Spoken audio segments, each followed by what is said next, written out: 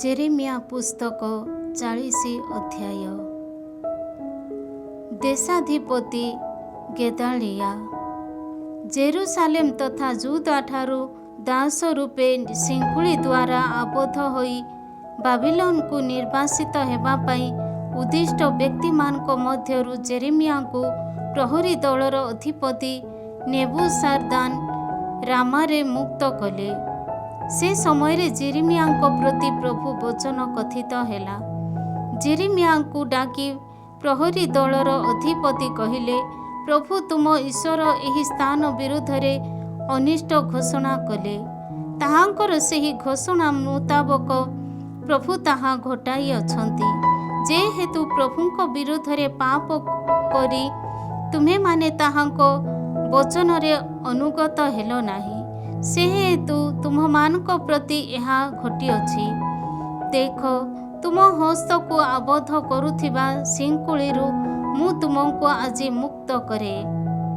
मो गहन रे बाबिलोन को आसीबा पाई तुमे जदि चाह तेबे आस, मु तुमको प्रतिपोषण करिबी। किंतु तुमे जदि मने करुथाओ जे मो गहन रे बाबिलोन को आसीबा अनुचित, तेबे आस नाही। देख, समस्त देश तुम सम्मुखरे अवस्थित। जेउठाकु जीवा उत्तम तथा यथार्थ बोली तमे विचार कर, सेही ठाकु जाओ। तुमे जदि एठारे बास करिवा पाई इच्छा करुथाओ, तेबे देशर नगरी गुड़िकर अधिपति रूपे बाबिलोन राजांक द्वारा नियुक्त साफानर जौत्र तथा আহিकामर पुत्र गेदालिया पाखकु जाई ता सहित सृजन मानक मध्यरे बास कर, किंबा जेउठाकु जीवा उचित मने कर नाही सेही ठाकु जाओ नाही। सुतरां जेरेमिया मिस्फारे আহিकामर पुत्र गेदालिया पाखकु जाई देशरे अवशिष्ट रहिथिबा सृजन मानक मध्यरे तांको गहनरे बास कले। जनपदरे अवस्थित सेनापति माने ओ सेमानक कर्तृत्वाधीन लोके शुणिबाकु पाइले जे আহিकामर पुत्र गेदालिया को देशर अधिपति रूपे बाबिलोन राजा नियुक्त प्रदान करिछंती ओ बाबिलोन को निर्वासित हेबा परिवर्ते देशवासी निर्धन पुरुष नारी तथा शिशु मानक दायित्व ता हस्तरे समर्पित होइछि। तहु नेथानियार पुत्र इस्माएल, कारियार पुत्र जोहानान, तानुहम पुत्र सेरेइया, नेथापातीय एफाईर संतान माने माकातीय, जेसानिया प्रभृति लोके सेमानक सहवर्ती लोकंक सहित मिस्फारे गेदालिया पाखकु गले। साफानर पौत्र तथा আহিकामर पुत्र गेदालिया शपथ करी सेमानकु ओ सेमानक सहवर्ती लोकंकु कहिले, कालतिया मानक सेवा करिबा पाई भीत हुओ नाही। देशरे बास करी बाबिलोन राजांक सेवा कर, ताहेले तुम मानकर मंगल हेबो। आम निकट को आसुथिबा कालतीय मानक सम्मुखरे तुम मानकर प्रतिनिधित्व करिबा पाई मु मिस्फारे बास करिबी। द्राक्षारस, ग्रीष्मकालीन फलमूल तथा तैल तुम पात्र सामग्री रे संग्रह करी तुम द्वारा अधिकृत नगरी मानकरे तुम्हें माने बास कर। मोआब, आमन, एदम प्रभृति देशवासी माने अन्यान्य देशवासी जिहुदी माने मध्य शुणिले जे बाबिलोन राजा देशरे केतेक लोकंकु छाड़ी देइछंती ओ साफानर पौत्र तथा আহিकामर पुत्र गेदालिया को सेनाधिपति रूपे नियुक्त करिछंती। सुतरां से समस्त देश को पलायन करिथिबा जिहुदी माने से स्थानरु जुदा को आसी मिस्फारे गेदालिया निकटरे एकत्रित हेले। सेमाने प्रचुर परिमाण द्राक्षारस और ग्रीष्मकालीन फलमूल संग्रह कले। गेदालियार निधन। से समय कारियार पुत्र जोहानान ओ जनपदवासी सेनापति माने मिस्फारे गेदालिया निकट को आसी तांको कहिले, ଆମନ୍ୟମାନଙ୍କ ରାଜା ବାଲିସ୍ ତୁମକୁ ନିଧନ କରିବା ପାଇଁ ନେତାନିଆର ପୁତ୍ର ଇସ୍ମାଏଲଙ୍କୁ ପଠାଇଅଛନ୍ତି। ଏହା କ'ଣ ତୁମକୁ ଜଣା? କିନ୍ତୁ ଆହିକାମର ପୁତ୍ର ଗେଦାଳିଆ ସେମାନଙ୍କୁ ବିଶ୍ୱାସ କଲା ନାହିଁ। ତହୁଁ ମିସ୍ପାରେ କାରେୟାର ପୁତ୍ର ଜହାନାନ ଗୋପନରେ ଗେଦାଳିଆଙ୍କୁ ଏହିପରି କହିଲା, ନେତାନିଆର ପୁତ୍ର ଇସ୍ମାଏଲଙ୍କୁ ବଧ କରିବାକୁ ଯିବା ପାଇଁ ମୋତେ ଅନୁମତି ଦିଅ। କେହି କେବେ କିଛି ଜାଣିବ ନାହିଁ। ତୁମ ସହିତ ଏକତ୍ରିତ ହୋଇଥିବା ଯିହୁଦୀମାନେ ଯେପରି ବିକ୍ଷିପ୍ତ ହୁଅନ୍ତି ଓ ଯୁଦାରେ ଅବଶିଷ୍ଟ ରହିଥିବା ଲୋକେ ସେପରି ବିନାଶ ହୁଅନ୍ତି। ସେଥିପାଇଁ ସେ ବା କାହିଁକି ତୁମକୁ ନିଧନ କରିବ? କିନ୍ତୁ ଆହିକାମର ପୁତ୍ର ଗେଦାଳିଆ କାରେୟାର ପୁତ୍ର ଜହାନାନଙ୍କୁ କହିଲା, ତୁମେ ଏପରି କାର୍ଯ୍ୟ କରି ନ ପାର। ଇସ୍ମାଏଲ ସମ୍ବନ୍ଧରେ ତୁମେ ମିଥ୍ୟା କହୁଛ। 41 ଅଧ୍ୟାୟ। ସପ୍ତମ ମାସରେ ନେତାନିଆର ପୁତ୍ର ଇସ୍ମାଏଲ 10 ଜଣ ଲୋକଙ୍କୁ ସଙ୍ଗରେ ନେଇ ମିସ୍ପାରେ ଆହିକାମର ପୁତ୍ର ଗେଦାଳିଆ ପାଖକୁ ଆସିଲା। ପୂର୍ବୋକ୍ତ ନେତାନିଆ ରାଜକୀୟ ବଂଶଜ ଏଲିସାମାର ପୁତ୍ର ଓ ରାଜାଙ୍କ ପ୍ରମୁଖ କର୍ମଚାରୀମାନଙ୍କ ମଧ୍ୟରୁ ଜଣେ ବ୍ୟକ୍ତି ଥିଲା। ମିସ୍ପାରେ ସମ୍ମିଳିତ ଭାବେ ଭୋଜନ କରୁଥିଲା ବେଳେ ନେତାନିଆର ପୁତ୍ର ଇସ୍ମାଏଲ ଓ ତାର ସହବର୍ତ୍ତୀ ସେହି 10 ଜଣ ଲୋକ ଉଠି ବାବିଲୋନର ରାଜାଙ୍କ ଦ୍ୱାରା ଦେଶାଧିପତି ରୂପେ ନିୟୋଜିତ ସାଫାନର ପୌତ୍ର ତଥା ଆହିକାମର ପୁତ୍ର ଗେଦାଲିଆଙ୍କୁ ଖଡ୍ଗରେ ଆଘାତ କରି ନିଧନ କଲେ। ମିସ୍ପାରେ ଯେଉଁମାନେ ଗେଦାଳିଆ ସହିତ ଥିଲେ ସେହି ସମସ୍ତ ଯିହୁଦୀୟ ଓ କାଲଦୀୟ ସୈନିକମାନଙ୍କୁ ମଧ୍ୟ ଇସ୍ମାଏଲ ବଧ କଲା। ଗେଦାଳିଆ ନିଧନ ହେବାର ପରବର୍ତ୍ତୀ ଦିନ ସେହି ଘଟଣା କାହାରି ନିକଟରେ ପ୍ରକାଶିତ ହେବା ପୂର୍ବରୁ ସେଖେମ, ସିଲା ଓ ସାମାରିଆକୁ ମୁଖ କ୍ଷୌର ହୋଇଥିବା ଛିନ୍ନ ବସ୍ତ୍ର ପରିହିତ ତଥା କ୍ଷତ ବିକ୍ଷତ ଶରୀର ବିଶିଷ୍ଟ 80 ଜଣ ଲୋକ ଦେବାଳୟରେ ଶସ୍ୟ ଉତ୍ସର୍ଗ କରିବା ତଥା ଧୂପାର୍ଚ୍ଚନା କରିବା ପାଇଁ ସେଠାକୁ ଆସିଲେ। ସେମାନଙ୍କୁ ସ୍ୱାଗତ ଜଣାଇବା ପାଇଁ ନେତାନିଆର ପୁତ୍ର ଇସ୍ମାଏଲ ବିଳାପ କରି ବାହାରି ଆସିଲା। ସେମାନଙ୍କୁ ଦେଖି ସେ କହିଲା, ଆହିକାମର ପୁତ୍ର ଗେଦାଳିଆ ନିକଟକୁ ଆସ। ସେମାନେ ନଗରୀରେ ଆସି ପହଞ୍ଚିବା ସମୟରେ ନେତାନିଆର ପୁତ୍ର ଇସ୍ମାଏଲ ଓ ତାର ସହବର୍ତ୍ତୀମାନେ ସେମାନଙ୍କୁ ନିଧନ କରି ଏକ କୂପରେ ନିକ୍ଷେପ କଲେ। କିନ୍ତୁ ସେମାନଙ୍କ ମଧ୍ୟରୁ 10 ଜଣ ଲୋକ ଇସ୍ମାଏଲଙ୍କୁ କହିଲେ, ଆମ୍ଭମାନଙ୍କୁ ହତ୍ୟା କର ନାହିଁ। ଆମେ କ୍ଷେତରେ ଗହମ, ଯବ, ତୈଳ ତଥା ମଧୁ ସଂଗ୍ରହ କରି ରଖିଅଛୁ। ସୁତରାଂ ସେ ସେମାନଙ୍କୁ ସେମାନଙ୍କ ସାଥୀମାନଙ୍କ ସହିତ ବଧ କଲା ନାହିଁ। ନିହତ ବ୍ୟକ୍ତିମାନଙ୍କ ମୃତ ଶରୀରକୁ ଇସ୍ମାଏଲ ଯେଉଁଠାରେ ନିକ୍ଷେପ କଲା ସେହି କୂପ ଇସ୍ରାଏଲର ରାଜା ବାସଙ୍କଠାରୁ ସୁରକ୍ଷା ପାଇଁ ରାଜା ଆହାଜ ଖୋଳିଥିବା ଏକ ବିରାଟ କୂପ ଥିଲା। ନେତାନିଆର ପୁତ୍ର ଇସ୍ମାଏଲ ତାହା ମୃତ ଶରୀରରେ ଭରିଦେଲା। ଏହାପରେ ଯେଉଁମାନେ ମିସ୍ପାରେ ଅବଶିଷ୍ଟ ଥିଲେ ସେହି ରାଜକନ୍ୟାଗଣ ଓ ପ୍ରହରୀ ଦଳର ଅଧିପତି ନେବୁସାରଦାନଙ୍କ ଦ୍ୱାରା ଆହିକାମର ପୁତ୍ର ଗେଦାଳିଆ ହସ୍ତରେ ସମର୍ପିତ ସମସ୍ତ ବ୍ୟକ୍ତିଙ୍କୁ ଇସ୍ମାଏଲ ବନ୍ଦୀ କରି ଆମୋନୀୟମାନଙ୍କ ନିକଟକୁ ପ୍ରସ୍ଥାନ କଲା। ନେତାନିଆର ପୁତ୍ର ଇସ୍ମାଏଲ ଦ୍ୱାରା ସମ୍ପାଦିତ ସମସ୍ତ ଅନିଷ୍ଟ ସମ୍ବନ୍ଧରେ କାରେୟାର ପୁତ୍ର ଜହାନାନ ଓ ତାର ସହବର୍ତ୍ତୀ ସେନାପତିମାନେ ଶୁଣିବାକୁ ପାଇଲେ। ତହୁଁ ସେମାନେ ସେମାନଙ୍କ ଯୋଦ୍ଧାମାନଙ୍କୁ ସଙ୍ଗରେ ନେଇ ନେତାନିଆର ପୁତ୍ର ଇସ୍ମାଏଲ ବିରୁଦ୍ଧରେ ଯୁଦ୍ଧ କରିବା ପାଇଁ ପ୍ରସ୍ଥାନ କଲେ। ଗିବେୟାନର ବିଶାଳ ପୁଷ୍କରିଣୀ ପାର୍ଶ୍ୱରେ ସେମାନେ ତାଙ୍କୁ ଆକ୍ରମଣ କଲେ। କାରେୟାର ପୁତ୍ର ଜହାନାନ ଓ ତାର ସହବର୍ତ୍ତୀ ସେନାପତିମାନଙ୍କୁ ଦେଖି ଇସ୍ମାଏଲ ଅନୁଗାମୀମାନେ ସନ୍ତୋଷ ପ୍ରକାଶ କଲେ। ସୁତରାଂ ଯେଉଁମାନଙ୍କୁ ଇସ୍ମାଏଲ ବନ୍ଦୀ କରି ମିସ୍ପାରୁ ନେଇ ଆସିଥିଲା ସେମାନେ ତାଙ୍କୁ ତ୍ୟାଗ କରି କାରିୟାର ପୁତ୍ର ଜହନାନ ସହିତ ମିଳିତ ହେଲେ। କିନ୍ତୁ ନେତାନିଆର ପୁତ୍ର ଇସ୍ମାଏଲ 8 ଜଣ ଲୋକଙ୍କ ସମେତ ଜହନାନ ହସ୍ତରୁ ରକ୍ଷା ପାଇ ଆମୋନିୟମାନଙ୍କ ପାଖକୁ ଗଲା। ଗେଦାଲିଆଙ୍କୁ ନିଧନ କଲା ପରେ ଇସ୍ମାଏଲ ଯେଉଁମାନଙ୍କୁ ମିସ୍ପାଠାରୁ ବନ୍ଦୀ କରି ଆଣିଥିଲା ସେହି ସୈନିକ ଗଣ, ନାରୀ ତଥା ଶିଶୁଗଣ ଓ କଞ୍ଚୁକୀମାନଙ୍କୁ କାରିୟାର ପୁତ୍ର ଜହନାନ ଓ ତାର ସହବର୍ତ୍ତୀ ସେନାପତିମାନେ ଗିବିଆନରୁ ଫେରାଇ ଆଣିଲେ। ବେଥଲେହେମ୍ ସମୀପବର୍ତ୍ତୀ ଗେରୁଥ କିମ୍ହାମକୁ ଯାଇ ସେମାନେ ସେଠାରେ ବାସ କଲେ। ଇଜିପ୍ଟକୁ ଯାତ୍ରା କରିବା ସେମାନଙ୍କର ଉଦ୍ଦେଶ୍ୟ ଥିଲା।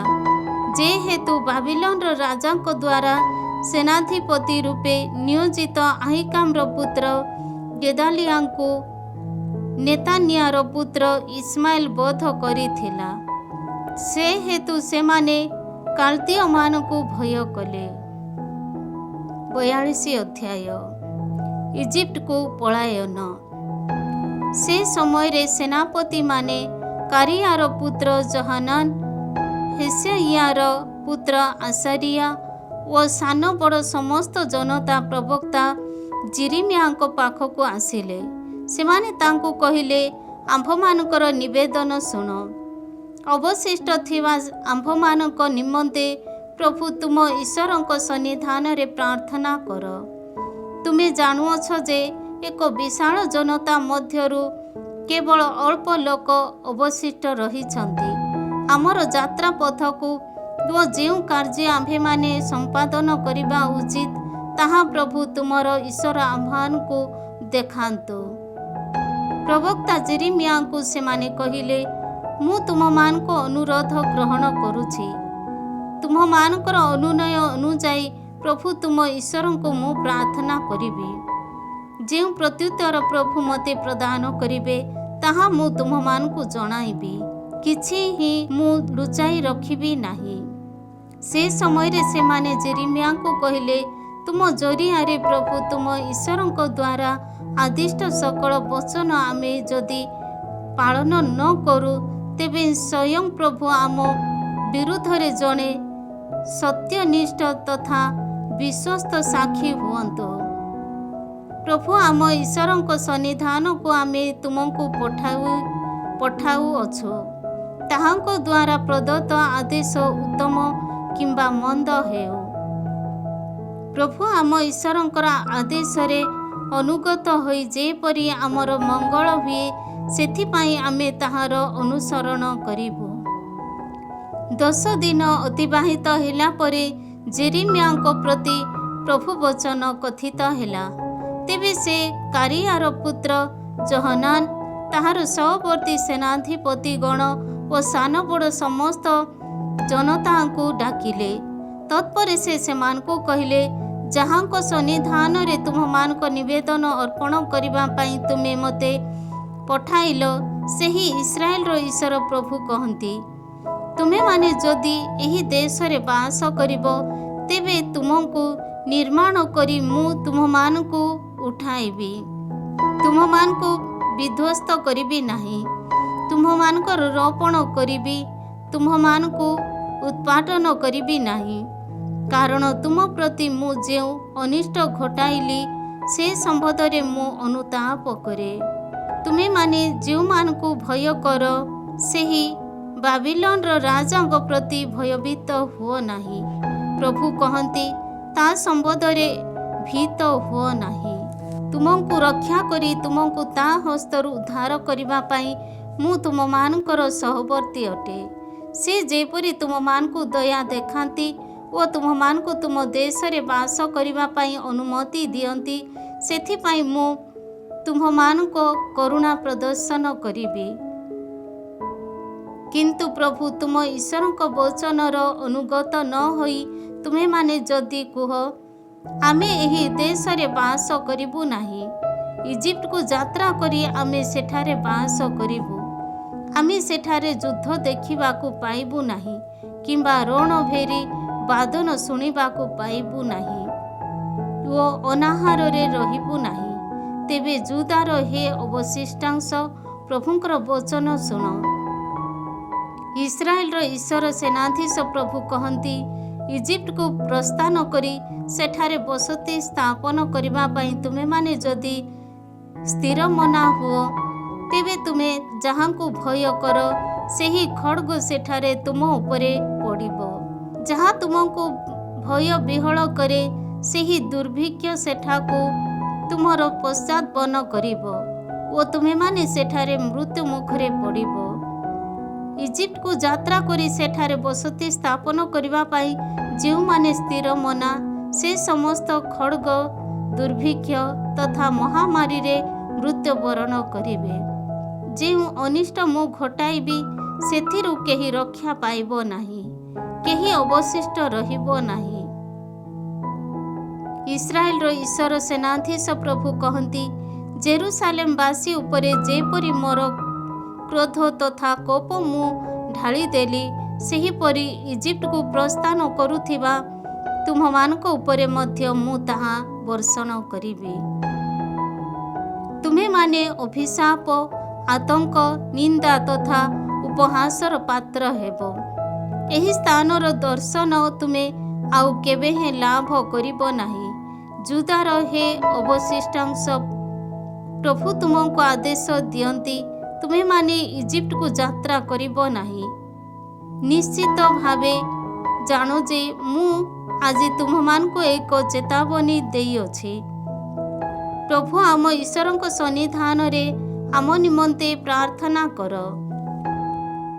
ପ୍ରଭୁ ଆମ ଈଶ୍ୱର ଯେଉଁ ଆଦେଶ ଦେବେ ତାହା ଆମକୁ ଜଣାଅ, ଆମେ ତାହାର ଅନୁଗତ ହେବୁ ବୋଲି କହି ତୁମେମାନେ ମୋତେ ଯେତେବେଳେ ପ୍ରଭୁ ତୁମ ଈଶ୍ୱରଙ୍କ ସନ୍ନିଧାନକୁ ପଠାଇଲ, ସେତେବେଳେ ସ୍ୱଜୀବନ ବିନାଶ ପାଇଁ ତୁମେମାନେ ନିଜ ନିଜକୁ ପ୍ରବଞ୍ଚିତ କରିଅଛ। ମୁଁ ଆଜି ତୁମମାନଙ୍କୁ ସମସ୍ତ କାର୍ଯ୍ୟ ଜଣାଇ ଦେଇଅଛି। ତୁମମାନଙ୍କୁ ଜଣାଇବା ପାଇଁ ମୋତେ ପଠାଇଥିବା ପ୍ରଭୁ ତୁମ ଈଶ୍ୱରଙ୍କର କୌଣସି ବାକ୍ୟର ତୁମେମାନେ ଆଜ୍ଞାବହ ହୋଇନାହଁ। ସୁତରାଂ ସୁନିଶ୍ଚିତ ଭାବେ ଜାଣି ରଖ ଯେ ଯେଉଁଠାକୁ ଯାଇ ବସତି ସ୍ଥାପନ କରିବା ପାଇଁ ତୁମେମାନେ ଇଚ୍ଛା କରୁଅଛ, ସେହି ଦେଶରେ ତୁମେମାନେ ଖଡ଼୍ଗ, ଦୁର୍ଭିକ୍ଷ ତଥା ମହାମାରୀର ମୃତ୍ୟୁବରଣ କରିବ। 43 ଅଧ୍ୟାୟ। ଯେଉଁ ସମସ୍ତ ବଚନ ସେମାନଙ୍କୁ ଜଣାଇବା ପାଇଁ ପ୍ରଭୁ ସେମାନଙ୍କ ଈଶ୍ୱର ତାଙ୍କୁ ସେମାନଙ୍କ ନିକଟକୁ ପଠାଇଲେ, ତାହା ଜେରେମିୟା ସେମାନଙ୍କୁ ଜଣାଇଲେ। ସେ ସମୟରେ ହୋସାଇୟାର ପୁତ୍ର ଆସାରିୟା, କେରିୟାର ପୁତ୍ର ଯୋହାନାନ ଓ ଅନ୍ୟ ସମସ୍ତ ଅହଂକାରୀ ଲୋକେ ଜେରେମିୟାକୁ କହିଲେ, ତୁମେ ଏକ ମିଥ୍ୟା କଥା କହିଅଛ। ଯାଇ ଇଜିପ୍ଟରେ ଅବସ୍ଥାନ କର ନାହିଁ ବୋଲି କହିବା ପାଇଁ ପ୍ରଭୁ ଆମ ଈଶ୍ୱର ତୁମକୁ ପଠାଇ ନାହାନ୍ତି, କିନ୍ତୁ କାଲଦୀୟମାନଙ୍କ ହସ୍ତରେ ସମର୍ପିତ ହୋଇ ଆମେ ଯେପରି ନିହତ ହେଉ କିମ୍ବା ବାବିଲୋନକୁ ନିର୍ବାସିତ ହେଉ, ସେଥିସକାଶେ ନେରିୟାର ପୁତ୍ର ବାରୁକ ତୁମକୁ ପଠାଇଅଛି।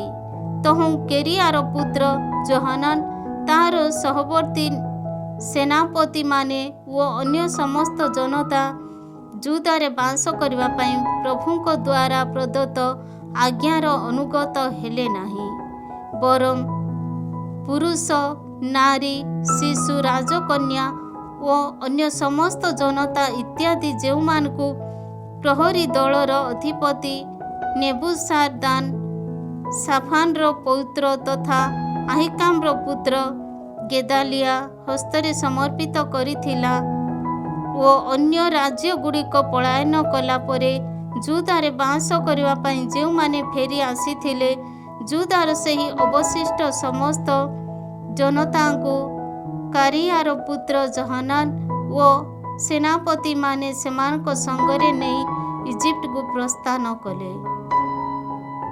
ପ୍ରବକ୍ତା ଜେରେମିୟା ଓ ବାରୁଖଙ୍କୁ ମଧ୍ୟ ସେମାନେ ସଙ୍ଗରେ ନେଇଗଲେ। ପ୍ରଭୁଙ୍କ ବଚନର ଅନୁଗତ ନ ହୋଇ ଇଜିପ୍ଟକୁ ଆସି ସେମାନେ ତାହାପାନେସରେ ପହଞ୍ଚିଲେ। ତାହାପାନେସରେ ଥିବାବେଳେ ପ୍ରଭୁ ଜେରେମିୟାଙ୍କୁ କହିଲେ, କେତେକ ବିରାଟ ପଥର ନେଇ ଯୁଦାର ଲୋକମାନଙ୍କ ଦୃଷ୍ଟିରେ ତାହାପାନେସରେ ଫାରୋରେ ପ୍ରାସାଦର ଦ୍ୱାର ସମ୍ମୁଖସ୍ଥ ରାସ୍ତାର ପଙ୍କ ତଳେ ତୁମେ ଲୁଚାଇ ରଖ। ତତ୍ପରେ ତୁମେ ସେମାନଙ୍କୁ ଏହିପରି କହିବ, ଇସ୍ରାଏଲର ଈଶ୍ୱର ସେନାଧୀଶ ପ୍ରଭୁ କହନ୍ତି, ଲୋକ ପଠାଇ ବାବିଲୋନର ରାଜା ମୋର ଦାସ ନେବୁଖାଦ୍‌ନେସାରଙ୍କୁ ମୁଁ ଏଠାକୁ କଢ଼ାଇ ଆଣିବି। ଯେଉଁ ପଥର ସବୁ ମୁଁ ଲୁଚାଇ ରଖିଲି, ତାହା ଉପରେ ସେ ତା'ର ସିଂହାସନ ଅବସ୍ଥାପନ କରିବ ଓ ତାହା ଉପରେ ସେ ତା'ର ରାଜକୀୟ ବିତାନ ବିସ୍ତାର କରିବ। ସେ ଆସି ଇଜିପ୍ଟକୁ ପରାସ୍ତ କରାଇବ। ମହାମାରୀ ପାଇଁ ନିରୂପିତ ଲୋକଙ୍କୁ ମହାମାରୀ, ନିର୍ବାସିତ ହେବା ପାଇଁ ନିର୍ଦ୍ଦିଷ୍ଟ ବ୍ୟକ୍ତିମାନଙ୍କୁ ନିର୍ବାସନ ଓ ଖଡ଼୍ଗ ପାଇଁ ନିର୍ମିତ ଲୋକଙ୍କୁ ଖଡ଼୍ଗ କବଳରେ ସେ ସମର୍ପଣ କରିବ। ଇଜିପ୍ଟର ଦେବମାନଙ୍କର ମନ୍ଦିର ସକଳକୁ ସେ ଅଗ୍ନିରେ ଜଳାଇବ। ସେ ସମସ୍ତଙ୍କୁ ଦଗ୍ଧ କରିବ ଓ ଲୁଣ୍ଠନ କରି ଘେନିଯିବ। ମେଷପାଳକ ଯେପରି ତା'ର ପୋଷାକରୁ କୀଟ ସବୁକୁ ନିର୍ମୂଳ କରିଦିଏ, ସେହିପରି ଇଜିପ୍ଟକୁ ଲୁଣ୍ଠନ କରି ସେ ନିର୍ମୂଳ କରିଦେବ। ତତ୍ପରେ ସେ ସେଠାରୁ ଶାନ୍ତିରେ ପ୍ରସ୍ଥାନ କରିବ। ଇଜିପ୍ଟର ଦେଶର ହେଲିଆପୋଲିସର ସ୍ତମ୍ଭ ସକଳ ସେ ବିଧ୍ୱସ୍ତ କରିବ ଓ ଇଜିପ୍ଟର ଦେବମାନଙ୍କ ମନ୍ଦିର ସକଳକୁ ଅଗ୍ନିରେ ଦଗ୍ଧ କରିବ।